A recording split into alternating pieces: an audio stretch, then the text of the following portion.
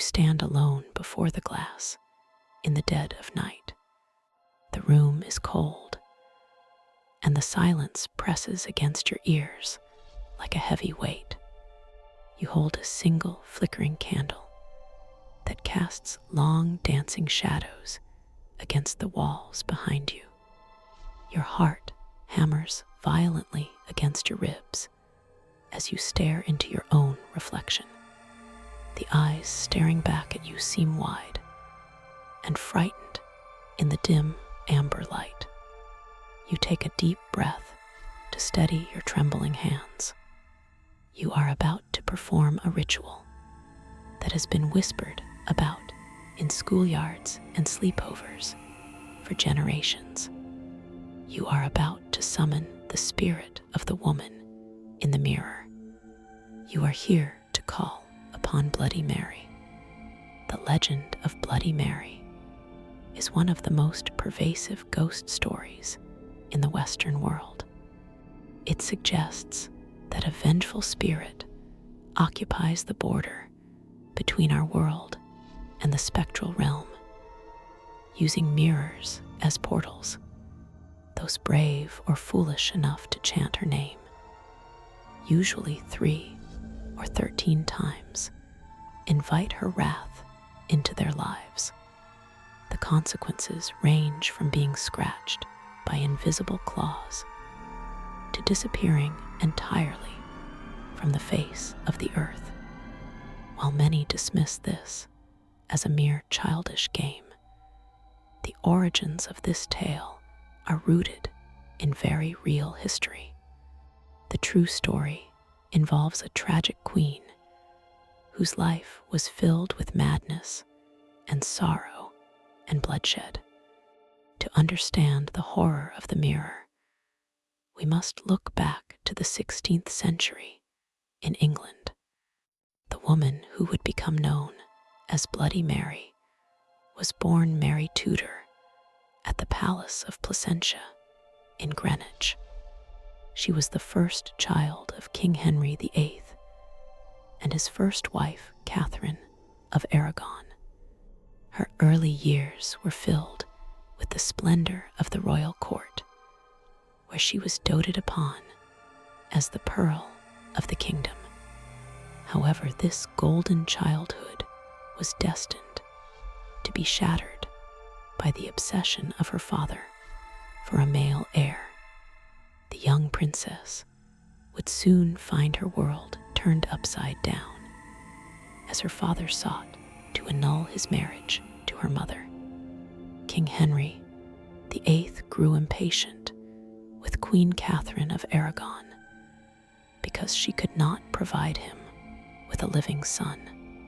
He broke away from the Roman Catholic Church to marry Anne Boleyn, and in doing so, he declared his daughter Mary illegitimate. The princess was stripped of her title and separated from her mother, whom she would never see again. Mary was sent to live in the household of the infant Elizabeth, the daughter of Anne Boleyn. She was forced to serve her younger half-sister and was treated with disdain by the new queen. This period of isolation and humiliation planted the seeds of bitterness that would grow deep within her soul. Mary Tudor clung to her Catholic faith as her only solace during these dark years. She watched as her father dissolved the monasteries and executed those who stood in his way. The young woman lived in constant fear for her own life, knowing that one wrong word could lead her to the executioner block. Her health began to suffer under the immense stress, and she was plagued by severe headaches and vision problems. Some historians believe these early ailments were the beginning of the physical and mental decline that would later define her reign. The darkness was closing in around her, and the mirror of her soul was beginning to crack.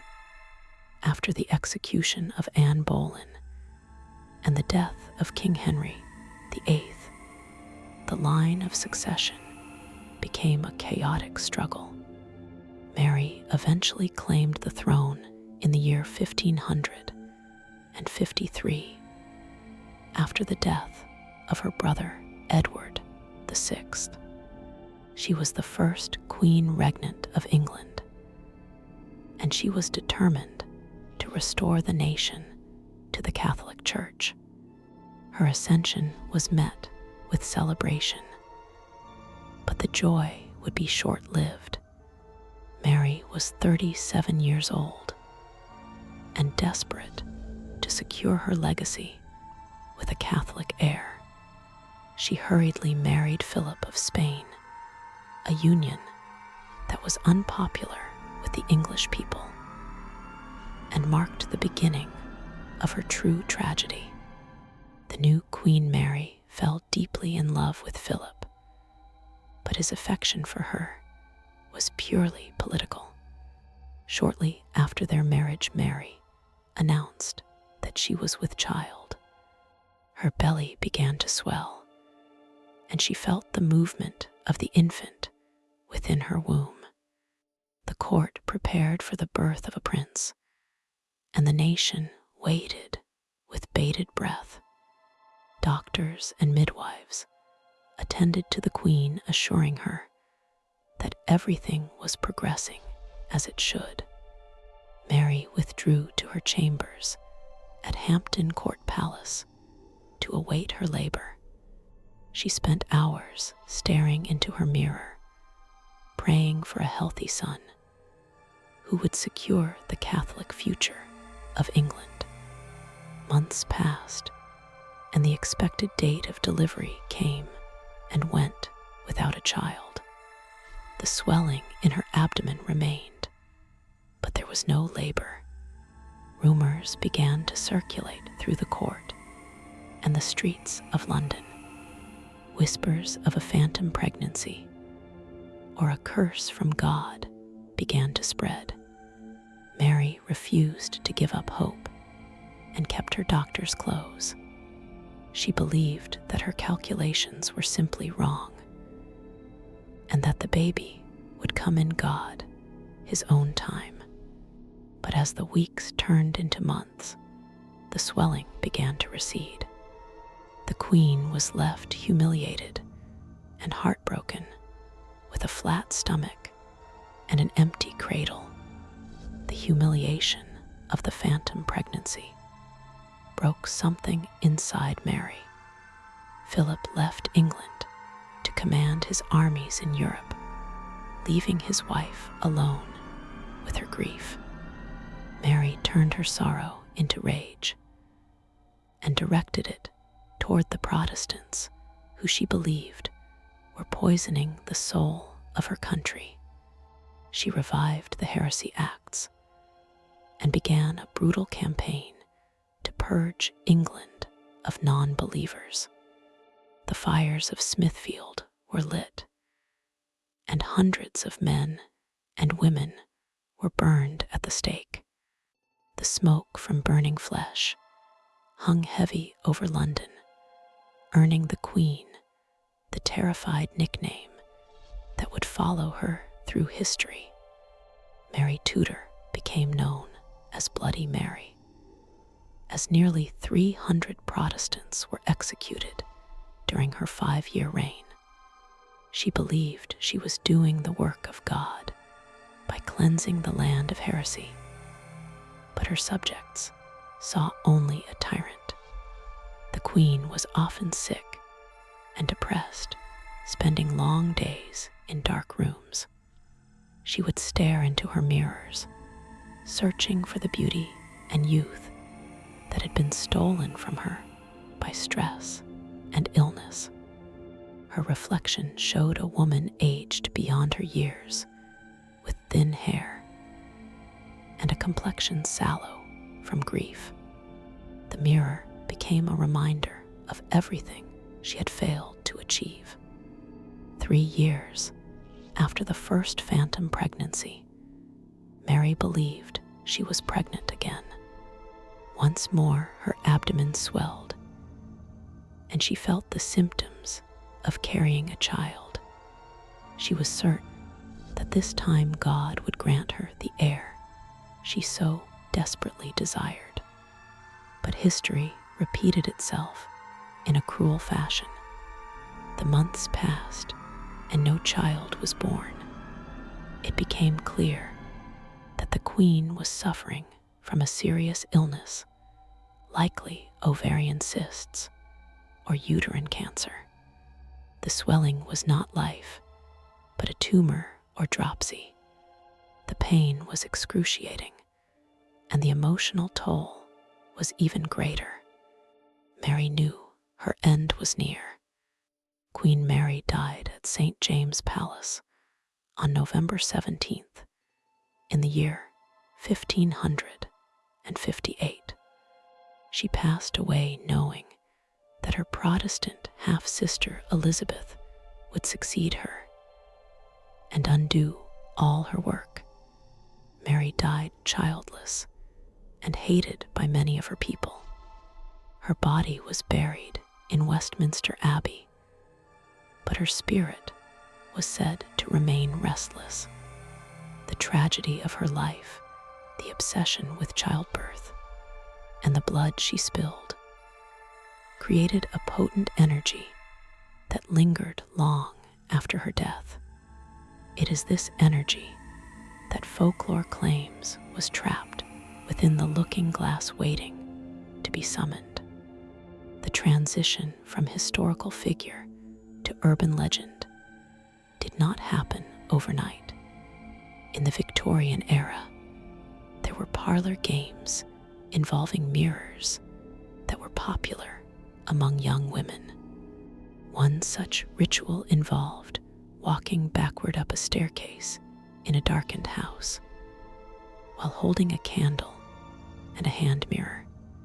The superstition was that the young woman would see the face of her future husband in the glass. However, if she was destined to die before marriage, she would see a skull or the face of the Grim Reaper. This blending of mirrors' darkness and the divination of the future laid the groundwork for the modern game. Over the decades, the ritual evolved, and the figure in the mirror changed from a future husband to a vengeful witch. The name Bloody Mary was attached to the game, conflating the historical queen with other figures like Mary Worth or Elizabeth Bathory. The bathroom replaced the staircase, and the goal shifted from divination to a test of courage. The rules became specific and rigid. You must be alone. You must have a candle. You must chant the name. This evolution turned a superstitious game into a psychological ordeal that played upon the primal fear of the dark and the unknown. Consider the story of a young woman named Eleanor, who lived in a sprawling Victorian home in the 1920s. Eleanor was a skeptic of the supernatural, but was fascinated by the macabre stories she read in cheap fictional magazines. Her friends dared her to perform the ritual in the guest bathroom of her family estate. The room was lined with black and white tiles and featured a large antique mirror with a heavy silver frame. The glass was old and slightly warped, creating distorted reflections, even in the daylight. Eleanor accepted the challenge, laughing at the foolishness of her friends. It was a stormy night in late October when Eleanor entered the bathroom. The wind howled outside, rattling the window pane and creating a symphony of creaks throughout the old house. She locked the heavy wooden door behind her and turned off the electric overhead light. The room was plunged into absolute darkness save for the single beeswax candle she held in her hand. The flame sputtered in the draught, sending frantic shadows leaping across the porcelain fixtures. Eleanor placed the candle on the sink basin and looked into the glass. Her own face looked pale and unfamiliar in the low light. Eleanor cleared her throat and began the chant, Bloody Mary. Her voice was steady and mocked the solemnity of the ritual. She waited a moment and saw nothing but her own blue eyes. She took a breath and spoke again, louder this time. Bloody Mary. The candle flame dipped low, as if the oxygen in the room had suddenly thinned. A cold sensation brushed against the back of her neck, causing the fine hairs to stand on end. She told herself it was just the draft from the window. She prepared to say the name for the third and final time. Bloody Mary. The final syllable hung in the air like a discordant note. Eleanor stared intently at the mirror, waiting for the prank to be over so she could leave. For a long minute, nothing happened. Then she noticed a subtle change in the reflection. The shadows behind her reflected image seemed to deepen and coalesce. It looked as though a dark fog was gathering in the corners of the room, visible only within the glass. Eleanor leaned closer, squinting to see through the gloom. The air in the bathroom grew frigid, and she could see her breath misting in front of her face. The reflection of her own face began to dissolve. It was as if the glass was melting or rippling like water disturbed by a stone. When the image stabilized, the face staring back was not her own. It was the face of a woman who looked ancient and regal, yet decayed. The skin was tight against the skull, and the eyes were dark voids that seemed to absorb the candlelight. The figure in the mirror wore a high collar and a headdress adorned with pearls that looked like drops of frozen milk. Eleanor tried to scream, but her voice was trapped in her throat. The figure in the mirror did not mimic the movements of Eleanor. Instead, it smiled a grotesque and malice-filled grin that revealed rotting teeth. Eleanor stumbled backward, knocking a glass jar of cotton balls off the sink. The jar shattered on the tile floor, but the noise seemed distant and muffled. The woman in the mirror raised a hand. It was a hand dripping with fresh crimson blood. She pressed her palm against the surface of the glass from the inside. Eleanor watched in horror as blood began to seep through the solid glass and drip down onto the white porcelain sink. Panic seized Eleanor, and she turned to fumble with the door latch. The lock was stuck, refusing to budge under her frantic fingers. She could hear a low, guttural sound emanating from the mirror behind her. It sounded like a woman weeping and laughing at the same time. The temperature in the room dropped further until frost began to form on the metal faucets. Eleanor pounded on the door, screaming for her parents or her friends, but the house remained silent. She was trapped in the small tiled room with the entity she had foolishly invited. She was forced to turn back to the mirror. The candle was now burning with a strange blue hue. The figure had stepped closer to the surface of the glass. The eyes of the entity bored into the soul of Eleanor, filling her with waves of despair and rage. She felt the emotions of the ghost washing over her. She felt the pain of a mother who had lost everything. She felt the burning heat of the execution pyres. It was an overwhelming psychic assault that brought Eleanor to her knees. She covered her ears, but the weeping sound was inside her head. Then came the physical attack. Eleanor felt a sharp, burning sensation across her left cheek. She raised her hand to her face and pulled it away to find her fingers coated in blood.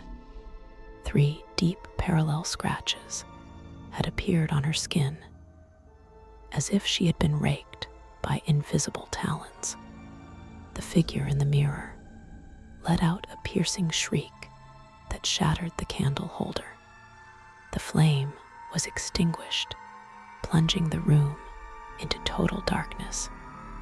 In the blackness, Eleanor could hear wet footsteps on the tile floor, moving toward her. Eleanor curled into a ball in the corner of the room, praying for the dawn. She felt cold, damp fabric brush against her skin and smelled the coppery scent of old blood mixed with the decay of the grave. The presence hovered over her, suffocating and heavy. She squeezed her eyes shut, refusing to look. Hours seemed to pass in that terrifying dark. She could hear whispers in a language she did not understand, possibly Latin or Old English. The voice was angry and demanding, asking for the child that was never born. When the morning sun finally broke through the storm clouds, the housekeeper found Eleanor unconscious on the bathroom floor. The door, which had been jammed the night before, opened easily. Eleanor was alive, but she was changed. Her hair had turned a stark, premature white overnight. The 3 scratches on her cheek scarred over, but never fully healed, leaving a permanent reminder of her ordeal. The antique mirror was found intact, but the glass was clouded and gray, as if the silver backing had oxidized instantly. Eleanor never spoke of what happened in that room after the candle went out. She spent the rest of her life covering every mirror in her home with heavy black cloth. She refused to be in a room with a reflective surface after the sun went down. Her friends, who had dared her to play the game, dismissed the event as a hysterical episode or a fit of madness, but they never played the game again. The story of Eleanor became a local legend, a warning to those who would trifle with the other side. This narrative of Eleanor illustrates the terrifying power of the Bloody Mary legend. It is not just a game of jump scares, but a psychological journey into the history of pain. The ritual acts as a conduit, focusing the intent of the living to puncture the veil of the dead. Whether one believes in ghosts or not, the experience of staring into a mirror in the dark induces a state of altered consciousness. Science calls it the Troxler effect, where the brain fills in missing visual information with hallucinations when staring at a fixed point. However, the scientific explanation does not account for the physical marks or the shared experiences of thousands of people across different cultures. The consistency of the apparition is what makes the legend so enduring. Witnesses often describe the same woman. They describe the same period, clothing the same smell of blood and burning, and the same overwhelming sense of sadness and rage. It is as if the collective belief of millions of people has given form to a tulpa, or a thought form that now has a life of its own. The mirror serves as the perfect metaphor for this horror. It represents vanity, truth, and the duality of man. Mary Tudor was a woman consumed by her image and her legacy. She died looking into the glass, hoping to see a mother, but seeing only a failure. When we play the game, we are inviting that failure and that rage into our own safe spaces. We are opening a door that was meant to stay shut. We are challenging a spirit that has nothing left to lose. The curse of the mirror is not just about seeing a ghost. It is about becoming part of the story. The legend says that Mary is looking for her lost child. In some variations of the story, she tries to pull the summoner into the mirror to keep them forever. In others, she scratches the face to destroy the beauty that she lost. It is a curse born of envy and despair. It is a reminder that the past is never truly dead, and that the grievances of the dead can bleed into the present. So the next time you find yourself in a bathroom with a large mirror and the lights go out, resist the urge to say her name. Do not let curiosity overcome your common sense. The woman in the glass is waiting. She has been waiting for 500 years. She is listening for the chant that will allow her to step through. She is hungry for recognition and thirsty for retribution. Leave the candle unlit. Leave the mirror covered, and never ever invite her in. The story of Bloody Mary serves as a grim reminder that history is often written in blood. The real Queen Mary I was a tragic figure, a victim of her time and her lineage. But the ghost she became is a monster of our own making, fueled by our fears and our fascination with the macabre. The line between the historical queen and the urban legend has blurred to the point where they are one and the same. And in the dark of night, when the house is quiet, that distinction does not matter. You might think you are safe because you do not believe in ghosts. You might think it is just a silly game for children, but belief is not required for the trap to spring. The ritual is a key, and the door is always there. The mirror hangs on your wall, reflecting your life day in and day out. It sees everything you do. It watches you sleep, and perhaps sometimes, when you are not looking, something else is watching you from the other side of the glass. If you ever feel a sudden drop in temperature or catch a movement in your peripheral vision while brushing your teeth, remember this story. Remember the phantom pregnancies and the burning stakes. Remember the girl named Eleanor who lost her hair and her sanity. Remember that some doors once opened can never be closed again. The reflection you see is yours, but the glass belongs to her. Tread carefully, for you are standing on the threshold of her domain. The legend continues to evolve, adapting to new generations and new fears, but the core remains the same. A woman scorned, a mother grieving, and a queen raging against the dying of the light. She is the archetype of sorrow turned to evil. She is the Bloody Mary of folklore, and she will not rest until she finds what she is looking for. Do not help her in her search. Let her sleep in the pages of history books, and do not wake her with your voice.